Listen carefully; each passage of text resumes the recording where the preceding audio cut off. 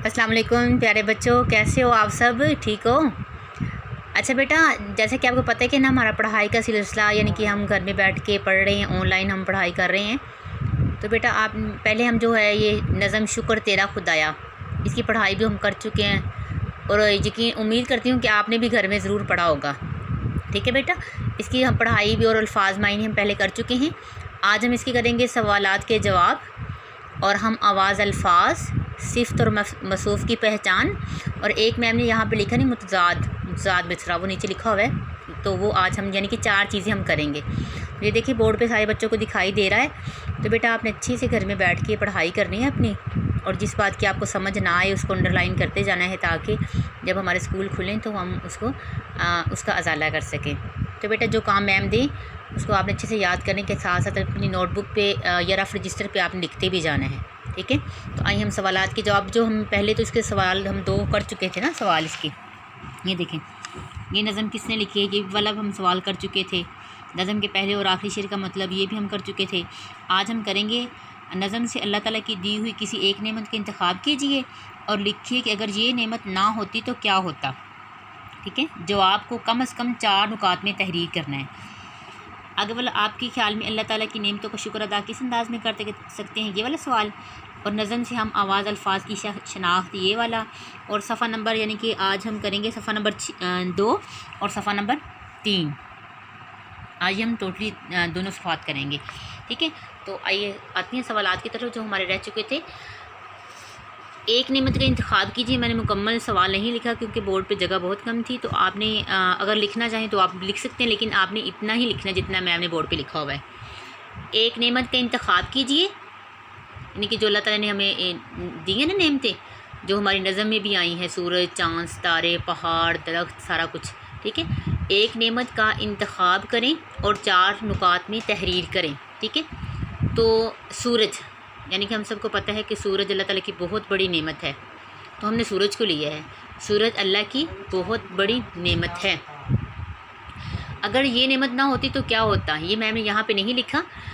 एक नेमत का इंतखाब हमने किया है, अगर ये नेमत ना होती, अगर सूरज ना होता तो क्या होता है। ठीक है, सूरज अल्लाह ताला की बहुत बड़ी नेमत है, तो इसके बारे में 4 नुकात में लिखा है। सूरज ना होता तो फल ना पकते, हर तरफ अंधेरा होता। ये भी हम सबको पता है कि सूरज बहुत बड़ी नेमत है। अगर ये नेमत हमारे पास ना होती तो हमें दिन में दिखाई ना देता, दिन में भी हमें यानी कि लाइटों की ज़रूरत पड़ती। ठीक है, फल ना पकते, हर तरफ अंधेरा होता।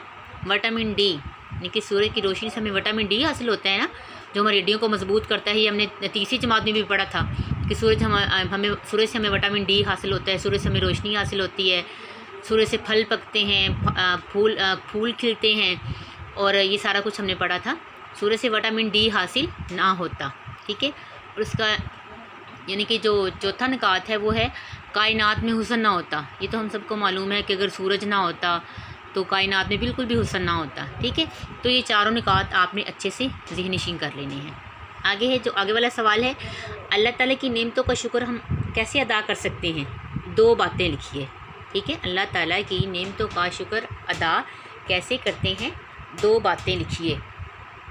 हम अल्लाह ताला की नेमतों का शुक्र अदा कैसे करते हैं?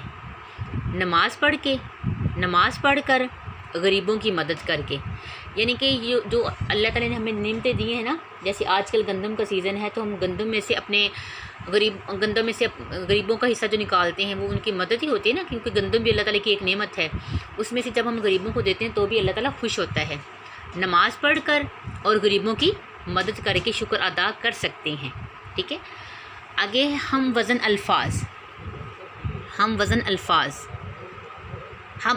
आवाज़ अल्फाज लिखिए। ये आपकी बुक पे दिया हुआ है सवाल कि नज़म में से हम आवाज़ अल्फाज की शनाख्त करके उनकी फ़हरिस्त बनाइए। तो मैम ने ये देखें आपके लिए लिख दी हुई है कि नज़म में से ढूंढने, आपने खुद भी ढूंढना है, खुद भी मैम ने भी लिख दी हुई, लेकिन आपने खुद भी इस पर सेटिस्फाइड होकर फिर लिखना है। बनाए, सजाए, उगाए, लगाए, तो इनकी सबकी एक जैसी आवाज़ आ रही है ना, तो ये ऐसे ही आपने लिखना है। ऐसे और भी बहुत ज़्यादा अल्फाज होते हैं, जैसे जहाँ, कहाँ, नहाँ, वहाँ, यहाँ, फल, नल, कल, ये हम पिछली क्लास में पढ़ के आए हैं ना, तो ऐसे इसी क्लास में भी हम आवाज़ अल्फाज लिखने हैं। आगे सिफ्त और मसूफ़ की पहचान आपके है सफ़ा नंबर 3 पे, सफ़ा नंबर 3।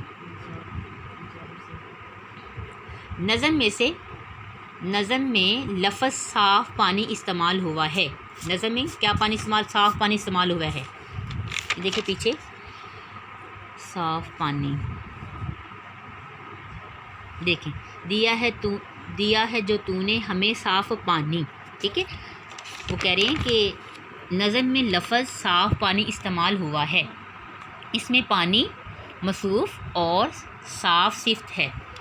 ठीक है, अब इन मिसालों में से हमने ढूंढना है सिफ्त और मसूफ़ की पहचान।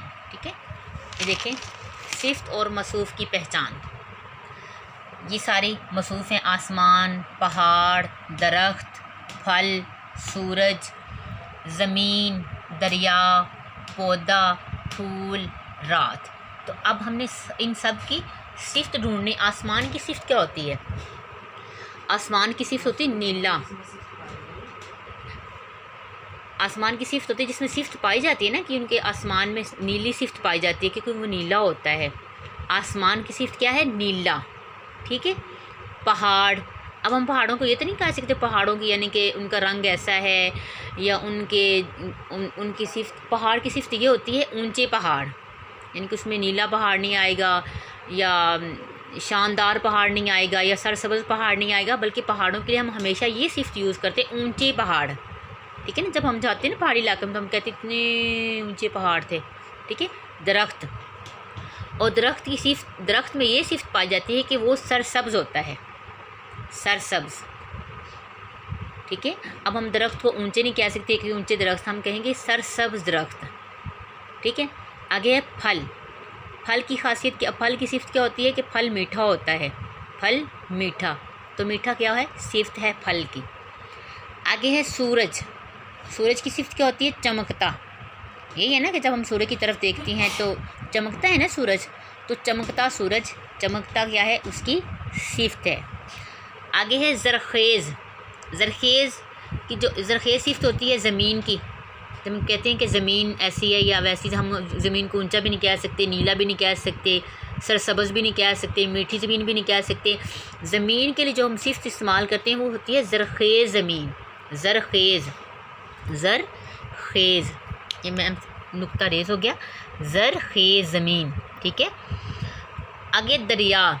दरिया की सिफ्त क्या होती है? गहरा दरिया, यानी कि दरिया तो हमेशा गहरा ही होता है ना, उसकी जो सिफ्त होती है वो है गहरा। ठीक है, गहरा दरिया। और जो पौधा होता है जिसमें ये सिफ्त इसकी पाई जाती है, पौधे की सिफ्त होती है प्यारा पौधा, प्यारा पौधा। ठीक है, फूल की सिफ्त क्या होती है कि फूल खुशबूदार होता है, फूल खुशबूदार फूल। और रात, रात चांदनी रात, रात की जो सिफ्त होती है वो है चांदनी। और यहाँ पे बेटा मैं एक बात आपको बताना भूल गई, मुतज़ाद मिसरा, ये हमने पढ़ा ही नहीं, हम आवाज़ अल्फाज के बाद लिखा हुआ था मुतज़ाद मिसरा।